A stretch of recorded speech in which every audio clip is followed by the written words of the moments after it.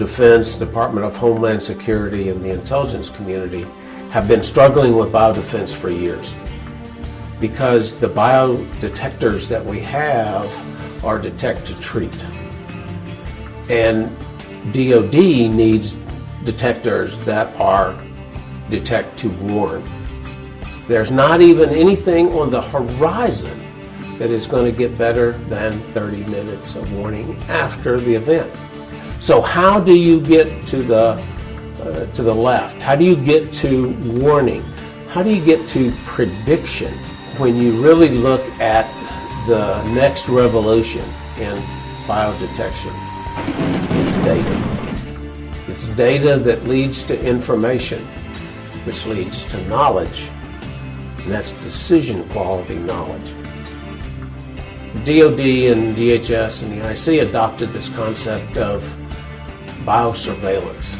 And biosurveillance is a complete spectrum from point detection to the administration of therapeutics. It includes global surveillance, passive detection, active monitoring, pathogen characterization, and pathogen identification. ORNL can make contributions to global surveillance, passive detection, and active surveillance, and biosites is a critical part of that.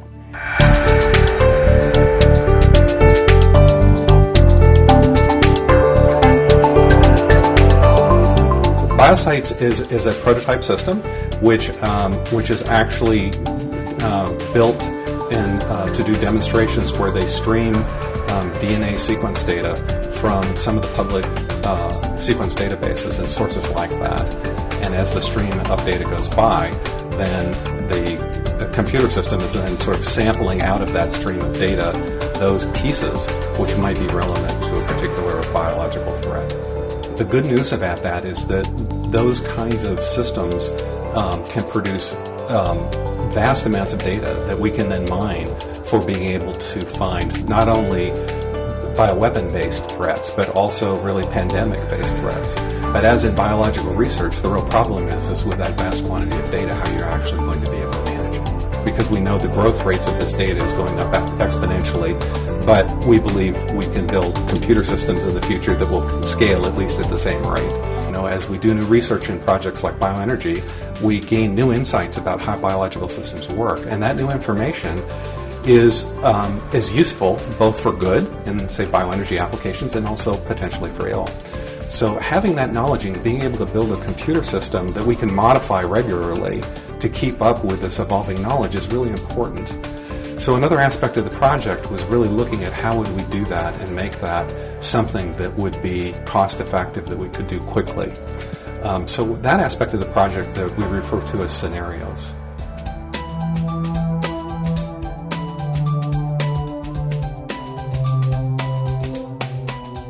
A model of what you believe is happening in reality is the basis of comparison by which you use. So when the data is streaming by, you're trying to usually match that to some sort of model. So what we've developed is this idea of scenario-driven data model. The scenario is contributed by an expert. That scenario is basically free text, and it's very unstructured.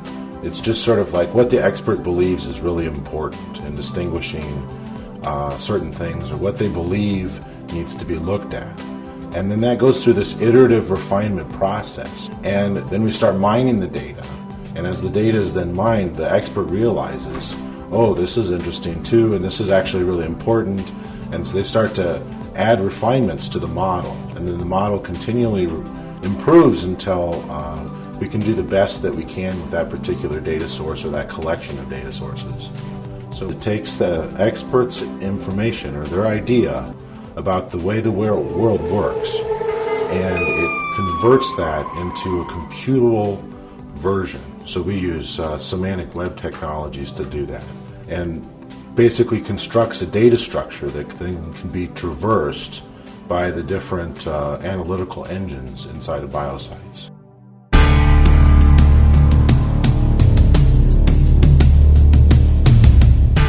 The DNA sequence data was good.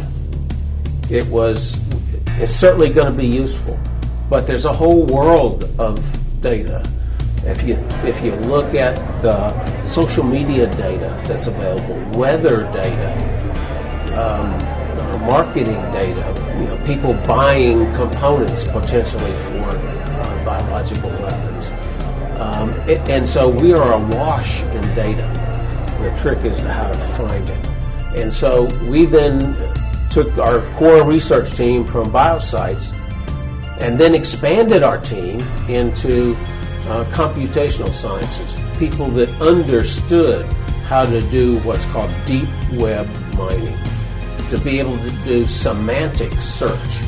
And so we are developing a research project that'll go for the next couple of years that is going to develop the web crawlers that are going to go out and pull in all this kinds of data.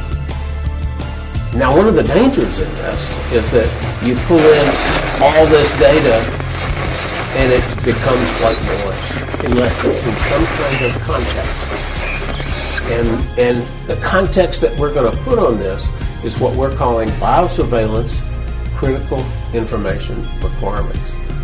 This is information that's going to be searched every day, 24/7, 365. We're going to then be archiving the data that's critical to what we're trying to achieve, and then that we're going to develop the algorithms that continually process that data and then match it to the data that we collect every day.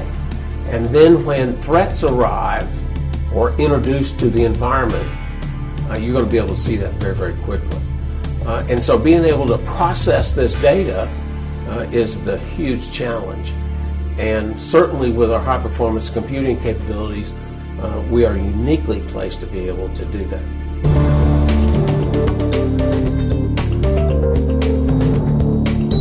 I joined the lab 3 years ago, and one of the things that really attracted me to Oak Ridge National Lab is the fact that there are large-scale science projects being done here, as well as large-scale computing capabilities. And one of the sort of next big science projects in biology is research into bioenergy, trying to find ways to understand how we could make that commercializable. And Oak Ridge has one of the major centers to do that.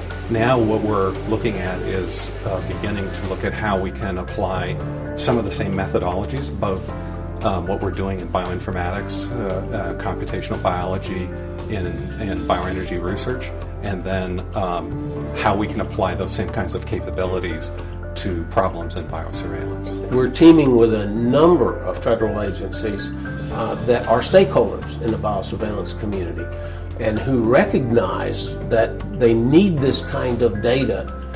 They recognize that data is really going to be the solution to their problems, to their challenges for the future in biodetection, whether that be for biothreats or whether it be for some kind of pandemic disease.